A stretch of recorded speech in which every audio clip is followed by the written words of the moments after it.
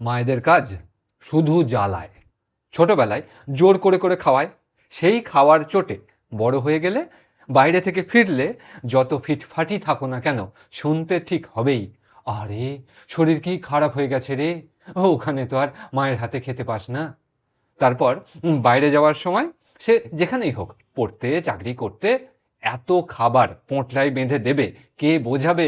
অত নিয়ে চলাফেরা করা কঠিন। কিন্তু তার চেয়েও কঠিন হলো ওগুলো ফেলে রেখে আসা। মায়েদের কাজ হলো মারা, মুখ দিয়ে মারা, হাত দিয়ে মারা, হাতের কাছে যা থাকে তাই দিয়ে মারা, আওয়াজ শুনতে পায় গোটা পাড়া। তবে সেই মার খেয়ে কেউ ক্ষতিগ্রস্ত হয় বলে শোনা যায় না। বেশি বিপদগ্রস্ত অবস্থা দেখলে বাবারা সেনাবাহিনীর মতো উদ্ধার কার্যে নামেন। উল্টো দিকে বাবা কখনো আক্রমণ চালালে মা তখন সামাল দিতে আসে। আরে আগে তো তুমিই বকছিলে।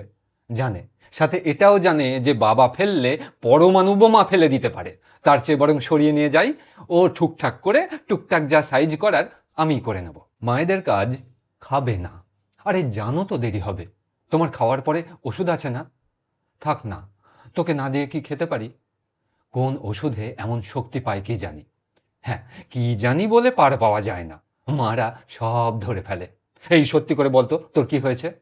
কিংবা শোন শোন, একদম চালাকি করার চেষ্টা করবি না। মনে রাখবি, তোর পেট থেকে আমি হইনি, আমার পেট থেকে তুই হয়েছিস। আর নাগালের বাইরে চলে গেলে আজ আসুক তোর বাবা, তোর হচ্ছে।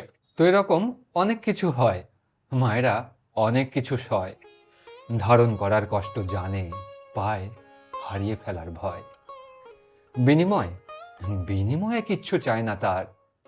মা একটা ছোট্ট শব্দ, কিন্তু বিরাট আধার।